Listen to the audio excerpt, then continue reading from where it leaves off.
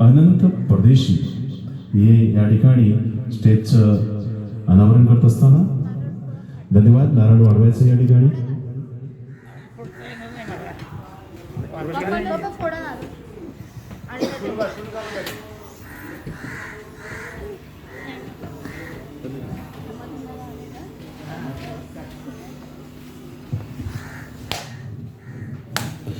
Ganpati Bappa.